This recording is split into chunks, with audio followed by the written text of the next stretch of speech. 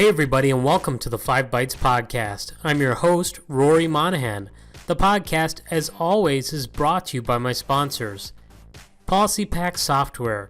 We use Group Policy or MDM to remove admin rights, manage and lock down applications, Java, browsers, and mitigate ransomware plus more.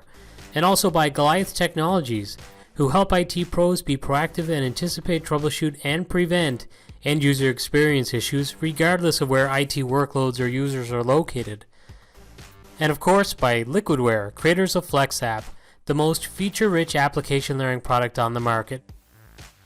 If you enjoy the show each week, you have them to thank. And now for some news. TechRepublic.com this week posted an article on 2021 IT budgets and the impact of COVID-19.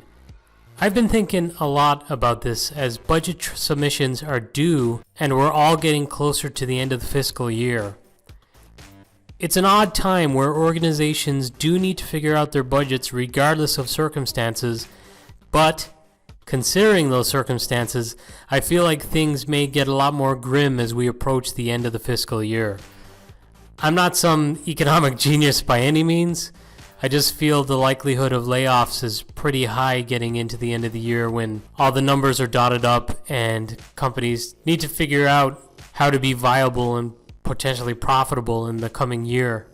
Some may have been putting off some pretty difficult decisions, hoping things might turn around, but it's not looking like it's going to happen by the end of the year.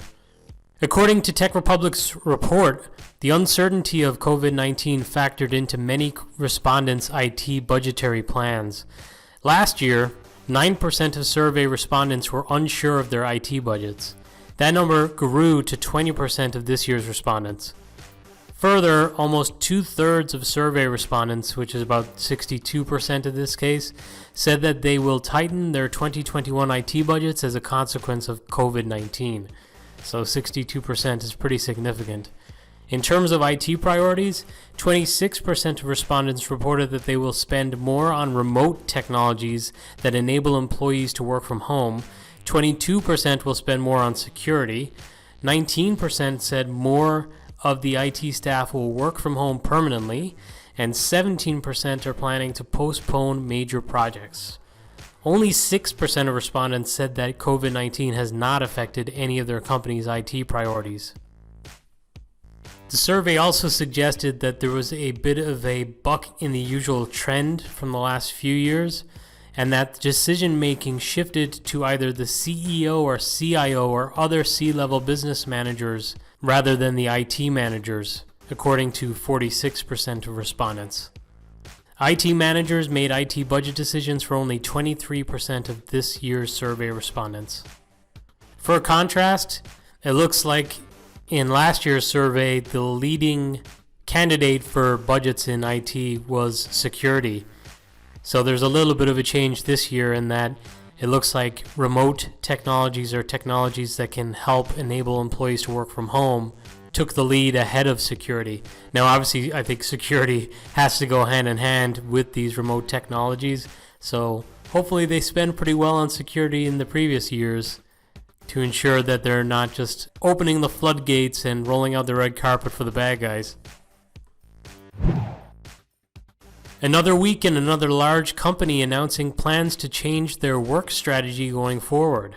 JP Morgan have decided that the firm's corporate and investment bank, which has about 60,950 employees, will cycle between days at the office and at home, keeping the ability to work remotely on a part-time basis. In the rotational model, depending on the type of business, people may be working 1 week a month from home or 2 days a week from home or 2 weeks a month.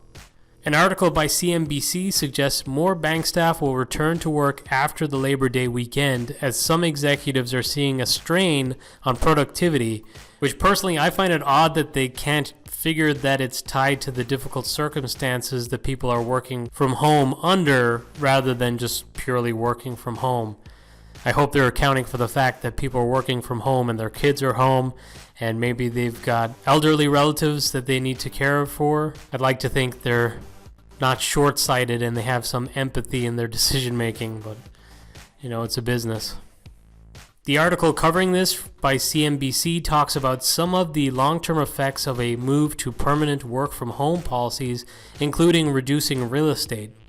It is rumored that JP Morgan could shutter backup trading floors located outside of New York and London as a result of the move, which I also found pretty interesting because in the course of the last few months, covering stories of businesses consolidating and shutting down some locations, there seems to be a little bit of a trend, not a huge trend, but in a few different stories, they've decided to keep open their more expensive, or what I would think would be the more expensive locations in the likes of like New York, London, Paris, for example, and to shut down these smaller branches in maybe less marquee name cities. So all those articles about like the death of cities like New York and London are probably greatly exaggerated, and they might be missing the other story of it hurting some of the smaller cities, like, I don't know, maybe Providence, Rhode Island, or Scottsdale, Arizona, or places like that. There have been a few articles and resources this week about increased burnout in IT right now. The BBC covered multiple stories about people in IT who made the permanent switch to work from home, and how that switch should have been easy, or so they thought, but anxiety went through the roof and the work hours got increasingly longer. While doing this show in the weeks of the first wave's surge, I covered other stories relating to challenges for us IT workers and mentioned how I felt like things were going to get tougher for us, and that certainly seems to have been the case. We need to try and take care of ourselves. No one is going to do it for us. One resource that I have loved during the pandemic has been Sean Donahue's shows and clips. This week his guest was Tanya St. Julian Denson from HiddenStreamCounseling.com, who talked about stress. It's often useful to hear from a trained professional to give you some perspective on what you're going through, and I find this conversation about stress pretty enlightening, and so may you. By the way, you should follow Sean on Twitter. His content is really excellent, and I'll share a link to that with this episode, which is episode 139 on 5bytespodcast.com. You'll find it under reference links.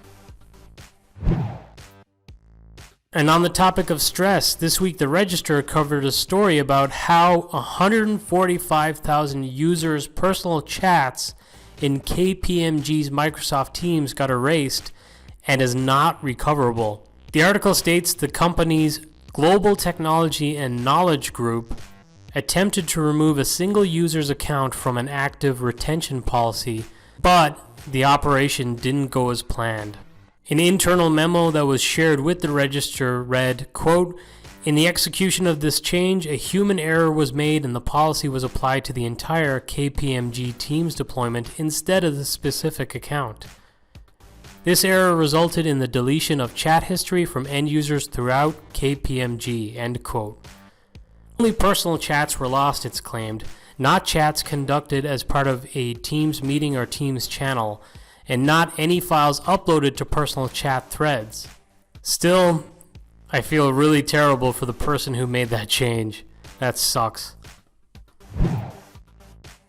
The Register also reported that a former Cisco employee pleaded guilty in a San Jose federal court on Wednesday to unlawfully accessing SwitchZilla's Amazon Web Services infrastructure and damaging the networking giant's cloud computing resources. This employee, who worked at Cisco from July 2016 to April 2018, admitted in a plea agreement with prosecutors that he had deliberately connected to Cisco's AWS-hosted systems without authorization in September 2018, 5 months after leaving the manufacturer, and he proceeded to delete virtual machines powering Cisco's WebEx video conferencing service. According to prosecutors, his actions resulted in the shutdown of more than 16,000 WebEx Teams accounts for up to 2 weeks, which cost Cisco roughly $1.4 million in employee time for remediation and over $1 million in customer refunds. The former employee is said to have admitted that he acted recklessly by deploying the code and that he consciously disregarded the substantial risk that his conduct could harm to Cisco. He now faces up to 5 years in prison and a fine of $250,000 when he's sentenced in December. In some news which may help lighten the load for some IT teams, Microsoft have again revised the end of service date for Windows 10 version 18.03. The new date is now May 11th, 2021, and that means that security updates will continue through to May 11th, 2021. And in lighter news, Windows 95 turned 25 years old this week. If you're old enough to be interested in this podcast about enterprise IT, chances are you used and experienced Windows 95. And if you're nostalgic and want to try it out again, Felix Reiseberg has a Windows 95 Electron container that you can try out for yourself. And hey, if you are young and listening to the podcast and never used Windows 95, I'm really surprised and thank you for listening.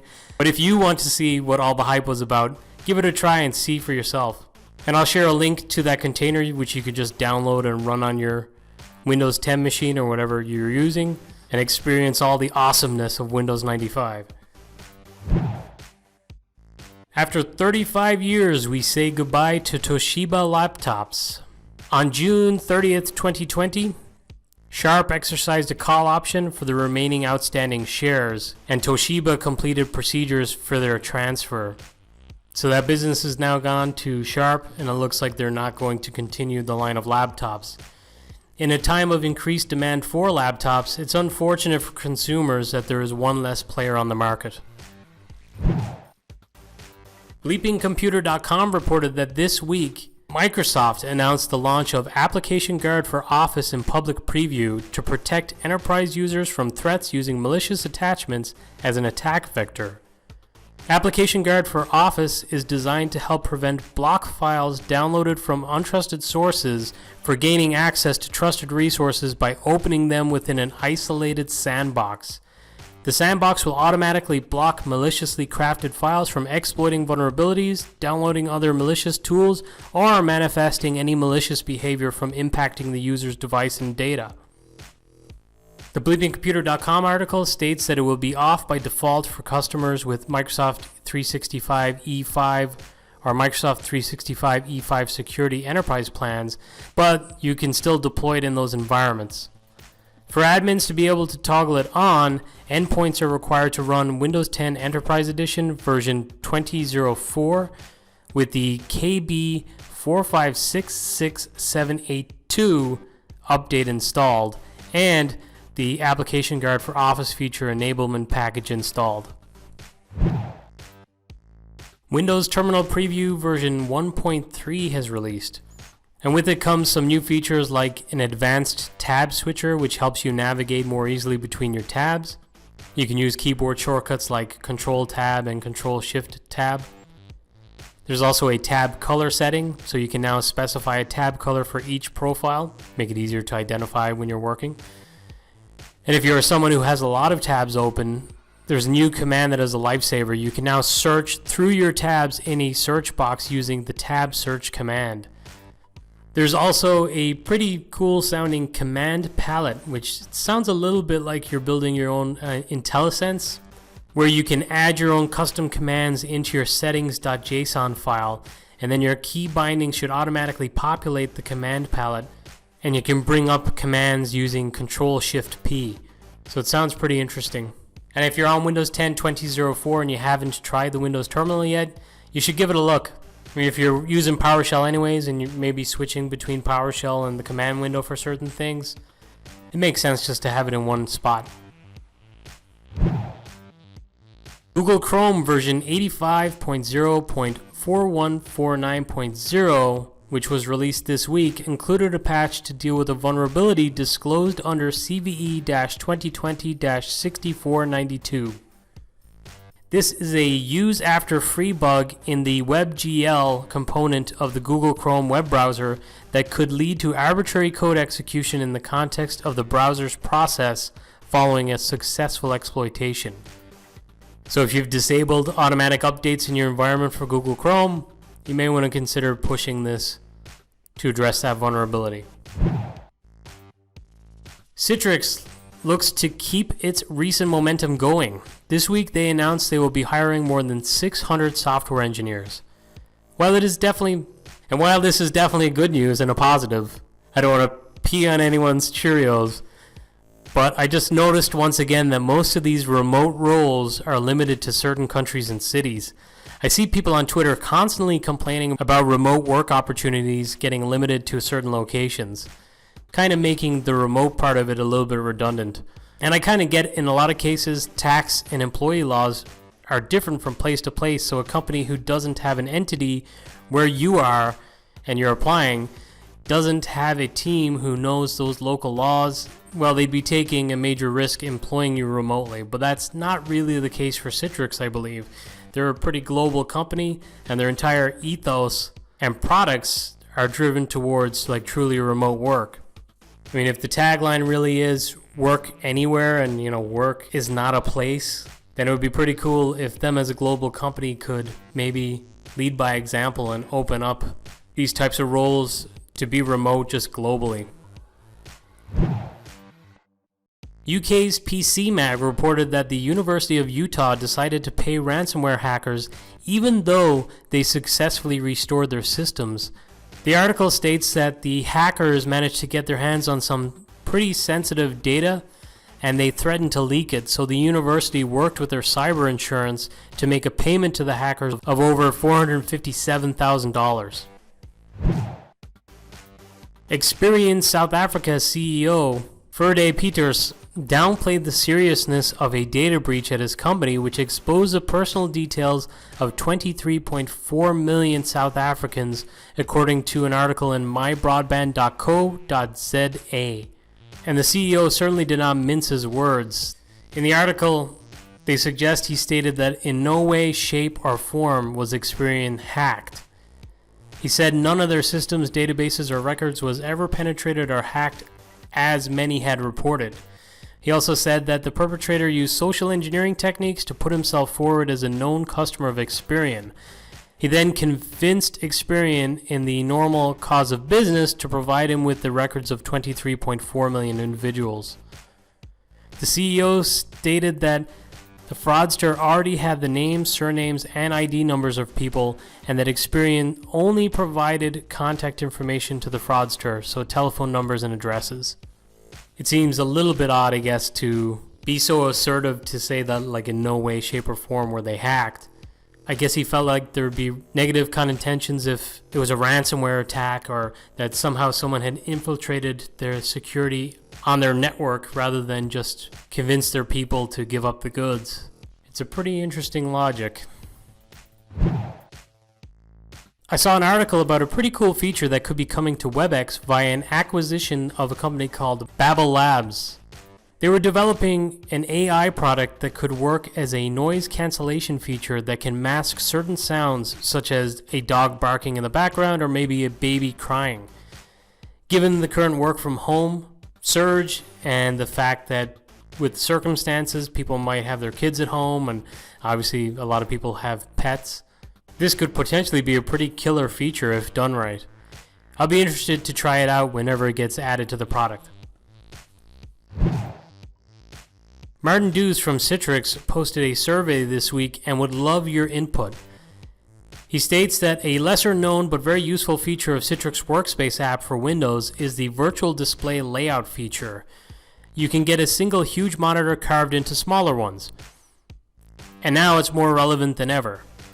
He's asking, is there any appetite for this type of feature on Mac and Linux? So if you're a Mac user primarily or a Linux user, and this is something that you'd like to see, go over to the survey, which I'll share. I think it's only going to be open for 3 more days, so if you're listening to this maybe past Monday, the 31st of August, you're probably not going to be able to take the survey. But if you're listening before then and you'd like to take the survey, you'll find a link with this episode, which again is episode 139, and you'll find that on 5bytespodcast.com under reference links. And finally in the news this week, I'd like to say a quick thank you to my buddy Paul Winstanley for having me on his Just a Couple of Jerks podcast. This is one of those things for me that was affected by the COVID work surge. I was supposed to be on the first episode, but had to cancel due to the lack of time, but I was happy to catch up with Paul pretty recently. The conversation is not IT centered really. We talked a bit about my first IT roles, my move to the US, and my subsequent move back to Ireland with my wife and kids, plus more. I make it a point to not share too much of my personal stories on this podcast, but if you're curious to hear a little bit more about me, you can on Paul's excellent podcast. And by the way, he interviews a lot of people in the community too, all of whom are more interesting than I am, so you should check out the Just a Couple of Jerks podcast. And now this episode's scripts, tricks, and tips. This week, Martyn asked, are you still using the ASNP Citrix asterisk in your scripts for using the Citrix PowerShell snap-in? If so, he says it's time to stop. He says that aliases should not be used in scripts. And also that since Citrix Virtual Apps and Desktops 1912, you can use modules, pointing out with get-help, auto-load, and all other cool features too. Which, as someone who just moved into a 1912 farm, it looks like I'm going to have to revisit my PowerShell scripts. Scott Hanselman shared a video that provides a really great introduction to Docker containers. If it's something you have heard a lot about but haven't put time into learning yet, this could be a really great starting point for you. Steve Sifu unloaded an incredible thread of tweets going into amazing comprehensive detail on the Windows logon process and every single step along the way. This is one of those things that I feel like everyone in IT should read, so you really want to check this out. Just understanding what goes on when you're logging onto a machine can teach you a lot about the operating system and also just different components that you're maybe unknowingly interacting with. And I warned you last week that I have a lot of new content coming out over the next few weeks. Well, this week I shared a blog with Software 2 giving my thoughts on VPN, the work from home strategy that I like, and more. If you're interested in finding out my thoughts on all of that, you can check out that article and I'll share a link to that with this episode. And finally for this week, sign up for this year's Fantasy NFL competition and also Fantasy Premier League competition is now open. Just like over the last 3 years, the winner of the league will get to choose the jersey of their choice, and there will be some spot prizes too. So for example, every year I've been sending an Amazon gift card to the person who's been deemed by democratic vote to have chosen the best team name. So if you're into American football or you're into soccer, and maybe you're playing the fantasy leagues anyway, why not sign up and you might win a gift card or a jersey. And if you have friends who are into that sort of thing too, feel free to share the sign up link with them too. And for the NFL Fantasy League, let's not procrastinate because the draft is taking place on the 4th, and I believe there's only 12 spots left out of 20. Which, hey, that gives you pretty good odds of winning. You've got a 1 in 20 shot of winning the thing, so even if you don't know much about football, you could just sign up and pick a bunch of players and hope for the best. Well, that's it for another episode. Thank you all so much for listening.